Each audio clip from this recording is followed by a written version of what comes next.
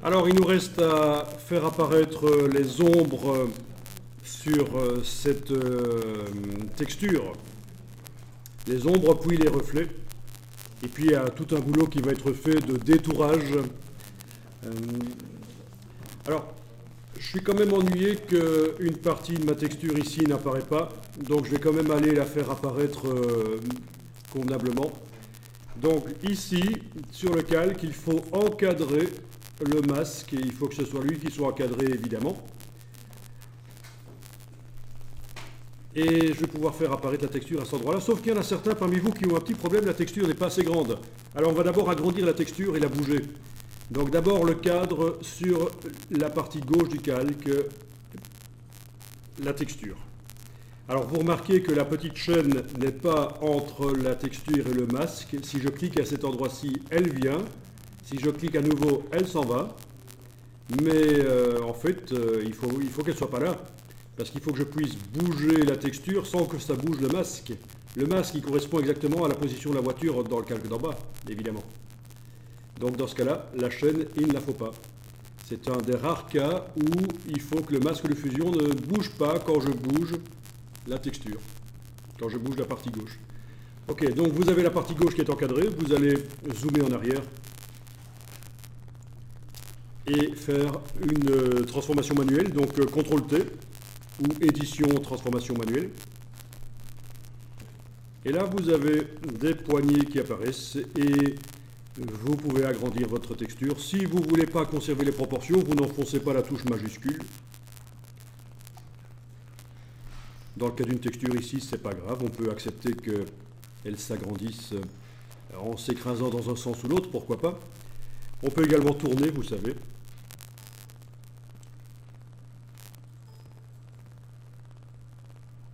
Bon, dès que vous avez agrandi votre texture et vous l'avez positionnée comme vous voulez, vous allez la valider la transformation avec le petit V ici au-dessus, ou la touche Entrée sur le clavier. Alors il faudrait quand même enregistrer le fichier, parce qu'on n'a pas encore enregistré le fichier ici, on va l'enregistrer. Donc enregistrer sous, et je vais l'enregistrer forcément en format Photoshop, il n'y a pas le choix, parce qu'il y a des calques, et donc le format Photoshop est le seul qui peut intégrer des calques, à l'exception du TIFF, qui peut aussi intégrer des calques, et Photoshop PDF aussi, mais à part ça, je ne pense pas qu'il y en ait d'autres qui puissent intégrer des calques. De toute façon, le format Photoshop est le meilleur quand on est en train de faire un travail dans Photoshop. C'est ce qu'on appelle le format natif du logiciel. Et donc c'est à la fin du travail qu'éventuellement vous allez enregistrer sous un format différent. Et donc ça peut garder le même nom que le fichier précédent, mais l'extension va être différente.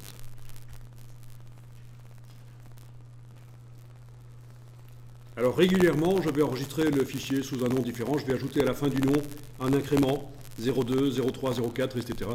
Comme ça, je multiplie les fichiers sur disque dur et en cas de problème technique ou d'erreur créative, j'aurai toujours les versions précédentes qui seront disponibles.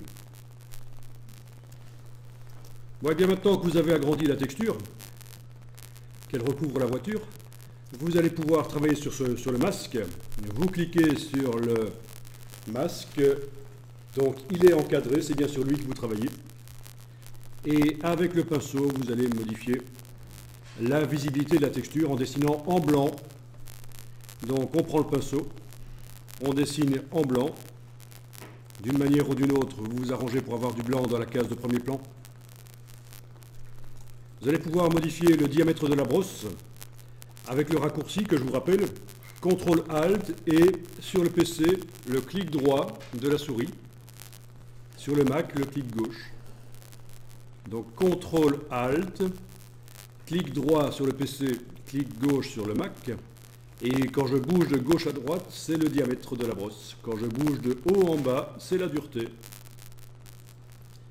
Et donc voilà, il faut modifier le diamètre de la brosse et la dureté de manière à avoir une brosse qui va me permettre de faire apparaître la texture.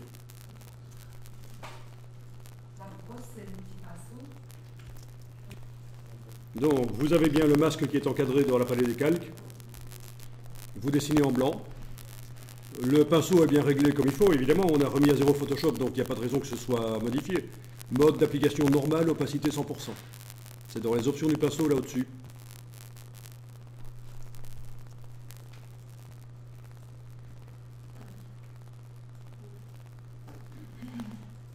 Ça n'est pas obligatoire que ce soit nickel comme résultat ici.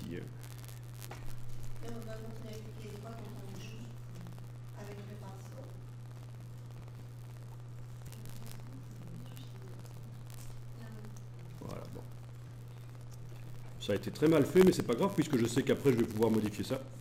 Oh, bah, si vous voulez, tant que vous y êtes, vous pouvez un peu passer sur les petits reflets là.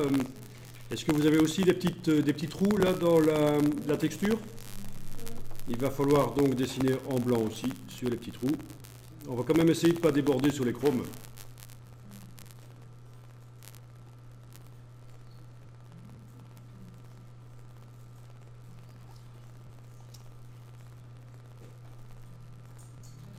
Mais attention, à ce stade-ci, on n'essaye pas d'avoir un truc nickel. C'est juste rapidement qu'on retouche un peu la texture si nécessaire.